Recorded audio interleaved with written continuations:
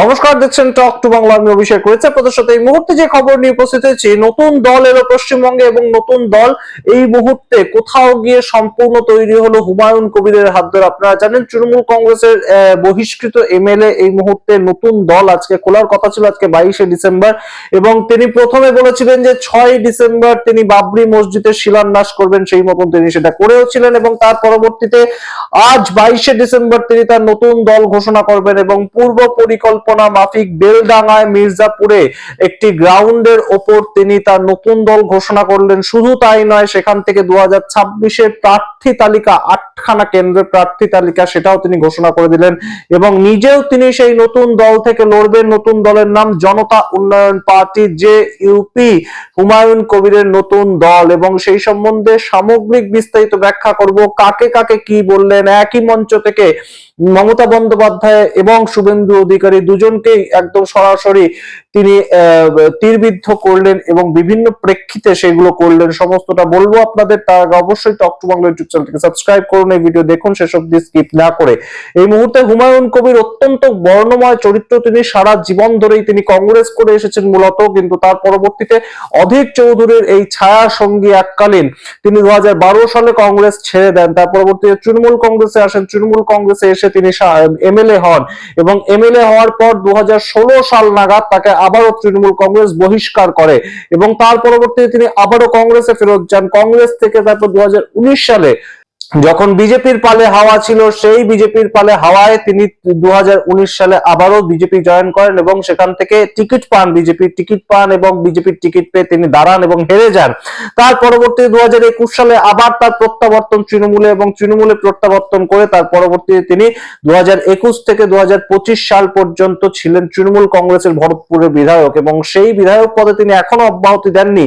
কিন্তু এই তৃণমূল কংগ্রেসের বহিষ্কৃত বিধায়ক হুমায়ুন কবির রিসেন্টলি যে ঘটনাটা ঘটেছেন, সেই ঘটনাটার মাধ্যমে তিনি একদম সংবাদপত্রের শিরোনামে এসে উন্নীত হয়েছেন এবং কোথাও গিয়ে হুমায়ুন কবির এতটা গুরুতর যে হয়ে উঠবেন রাজ্য রাজনীতিতে, সেটা কিন্তু কোথাও এতটা খবর ছিল না। এবং সারা দেশের ইউটিউব চ্যানেল থেকে শুরু করে সোশ্যাল মিডিয়া আমরা যেহেতু ফলো করি, আমরা জানি এই মুহূর্তে যে হুমায়ুন কবির পশ্চিমবঙ্গের ক্ষেত্রে নতুন আসাউদ্দিন ওয়াইসির ভূমিকা পালন করছেন। কেন বলছি আসাউদ্দিন ওয়াইসির ভূমিকা পালন করছেন? কারণ পশ্চিমবঙ্গের ক্ষেত্রে আসাউদ্দিন ওয়াইসির দল এআইএমআইএম, তাদেরকে দিয়ে সংখ্যালঘু ভোট কাটানোটা সম্ভব হচ্ছিল না এবং কারা সেই ভোট কাটাতে চাইছিল? ভারতীয় জনতা পার্টি সেই ভোট কাটাতে চাইছিল।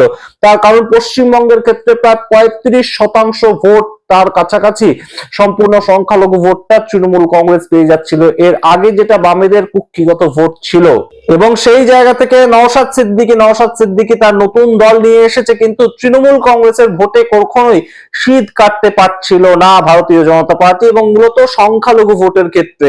এবং সংখ্যালঘু ভোট সম্পূর্ণ ছেড়ে দিয়ে পশ্চিমবঙ্গে লড়াই করাটা একটু কঠিন ছিল এবং সেই জায়গা থেকেই হুমায়ুন কবির বিধ্বংসী বিধায়ক এবং তিনি দল বিরোধী কথাবার্তা বিভিন্ন সময় বলতেনি, কিন্তু এই মুহূর্তে জনতা উন্নয়ন পার্টি নতুন এআইএমআইএম হিসেবে কাজ করবে কিনা সেটা একটা বড়সড় প্রশ্ন। হুমায়ুন কবির বলছেন 100টা সিট তিনি আনবেনই, অর্থাৎ এই যে সামগ্রিক প্রেক্ষাপট তিনি তৈরি করেছেন বাবরি মসজিদ নিয়ে, তার কথাটা কেন এতটা গুরুত্ব দিয়ে আমাদের ধরতে হচ্ছে? তার কারণ ইতিমধ্যেই বাবরি মসজিদের নামে যে পরিমাণ অর্থ সংগ্রহ হচ্ছে সারা পৃথিবীর থেকে, সেটা একটা বিপুল পরিমাণ টাকা, প্রায় 500 কোটি টাকার কাছাকাছি ইতিমধ্যে উঠে পড়েছে, এমন একটা খবর রয়েছে। এবং সেই জায়গা থেকে হুমায়ুন কবির তার যে বাক্স রয়েছে, সেই বাক্স উপচে পড়ছে টাকা এবং বাবরি মসজিদের নামে সাধারণ মানুষ টাকা দিচ্ছেন। সেই জন্য হুমায়ুন কবির এই মুহূর্তে তার যে গলার স্বর, সেটা অত্যন্ত তীব্রতার সঙ্গে তিনি বলছেন যে আগামী জানুয়ারি মাসে ব্রিগেডে তিনি লক্ষাধিক মানুষের ভিড় করে সভা করবেন। খুব গুরুত্বপূর্ণ একটা প্রেক্ষাপট এই মুহূর্তে জনতা উন্নয়ন পার্টির তরফ থেকে হুমায়ুন কবির বলছেন যে মুর্শিদাবাদের একটা ঐতিহাসিক ফলাফল হতে যাচ্ছে। তৃণমূল কংগ্রেস অনেক দিন ধরে সংখ্যালঘু সমাজকে বোকা বানিয়ে যাচ্ছিল, তাচ্ছিল্য করছিল।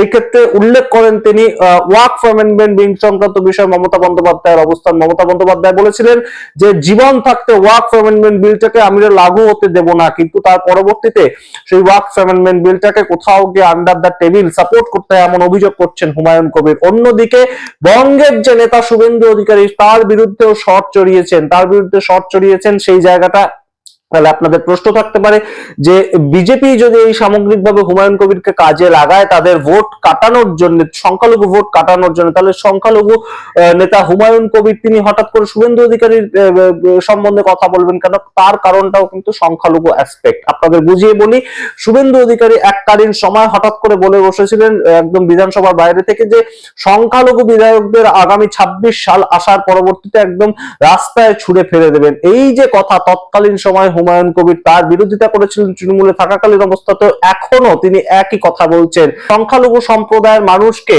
যদি এইভাবে তাচ্ছিল্য করা হয়, কিংবা সংখ্যালঘু সম্প্রদায়ের মানুষের এমএলএ আপনি নন, সংখ্যালঘু সম্প্রদায়ের মানুষের যে বিরোধী দলনেতা সেই পোস্টটা আপনি হোল্ড করেন না, বারংবার আপনি বলেন যে আমি হিন্দুদের বিরোধী দলনেতা, সেটা কি বলা যায়? সেটা একটা সাংবিধানিক কথা। এই কথা বলে শুভেন্দু অধিকারীকে একদম কটাক্ষ করেছেন হুমায়ুন কবির, এবং এই মুহূর্তে কোথাও গিয়ে কিন্তু হুমায়ুন কবির একটা বড়সড় ফ্যাক্টর হয়ে উঠছেন অন্তত পশ্চিমবঙ্গের রাজনীতির ক্ষেত্রে 2026-এর ক্ষেত্রে, যেখানে অলরেডি বেশ কিছু নাম বাদ চলে গেছে। প্রায় 58 লক্ষ নাম এসআইআর মানুষের বাদ চলে গিয়েছে। ভোটার তালিকা থেকে এই নাম বাদ চলে যাওয়া অবশ্যই তৃণমূল কংগ্রেসের একটা বড়সড় ভোট ব্যাংকে চাপ তো ফেলবে, এবং শুধুমাত্র তৃণমূল কংগ্রেসের ভোট ব্যাংকে চাপ ফেলবে আমরা বলছি না, প্রত্যেকটা পার্টির ভোট ব্যাংকেই চাপ ফেলবে।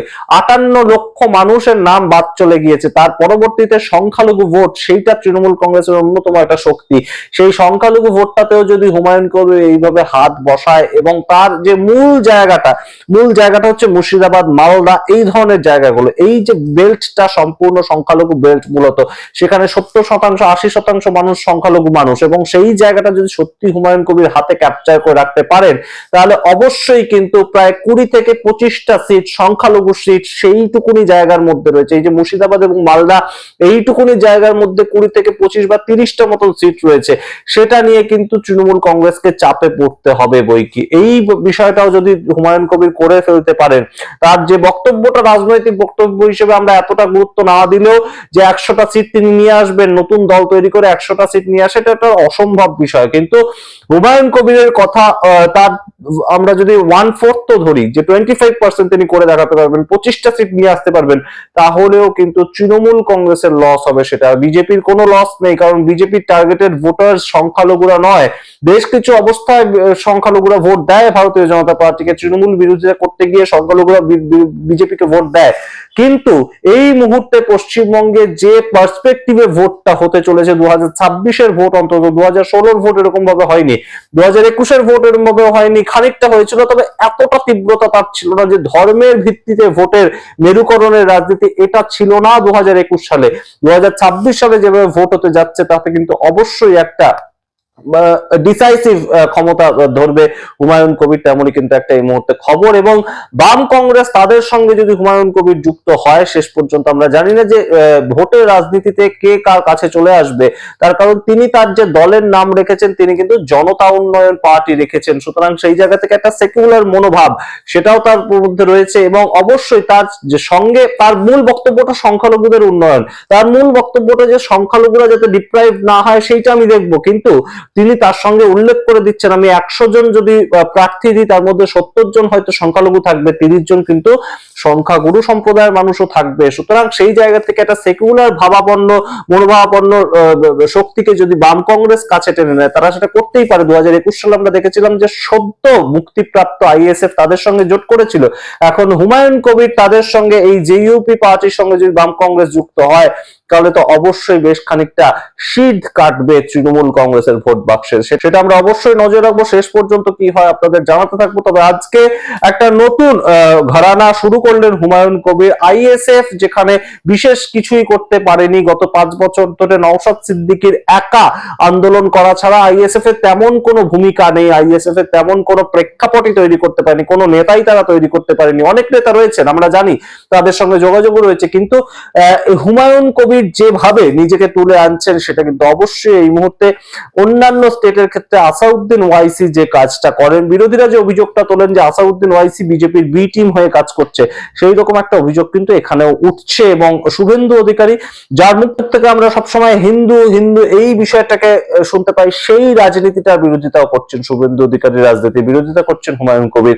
একই মঞ্চ থেকে মমতা বন্দ্যোপাধ্যায়, একই মঞ্চ থেকে শুভেন্দু অধিকারীকে কটাক্ষ করে কোথাও গিয়ে নিজের একটা অবস্থান অবস্থানটাকে ক্লিয়ার করা সংখ্যালঘুদের সামনে এবং সংখ্যালঘুদের উন্নতি সাধনের জন্য যে তিনি নতুন একজন মাসিহা হয়ে দাঁড়াচ্ছেন সেইটা একটা পয়েন্ট তুলে ধরলেন হুমায়ুন কবির। এবং অবশ্যই আরেকটা পয়েন্ট তুলে ধরলেন যে মুর্শিদাবাদ জেলাতে শুধুমাত্র তৃণমূল কংগ্রেসের বিকল্প হিসেবে বাম কংগ্রেসরা থাকছে না, তৃণমূল কংগ্রেসের বিকল্প হিসাবে জনতা উন্নয়ন পার্টি সেটাও থাকছে, জেইউপি। আপনাদের জানালাম সমস্তটা। অবশ্যই এই মুহূর্তে একটা বড় সড়ো চ্যালেঞ্জ মুখ্যমন্ত্রী মমতা বন্দ্যোপাধ্যায়কেই পক্ষান্তরে ছুড়ে দিলেন হুমায়ুন কবির। আপনারা আপনাদের মতামত জানাবেন। দেখতে থাকুন টক টু বাংলা। অবশ্যই টক টু বাংলা ইউটিউব চ্যানেলটিকে সাবস্ক্রাইব করে দিন। ধন্যবাদ।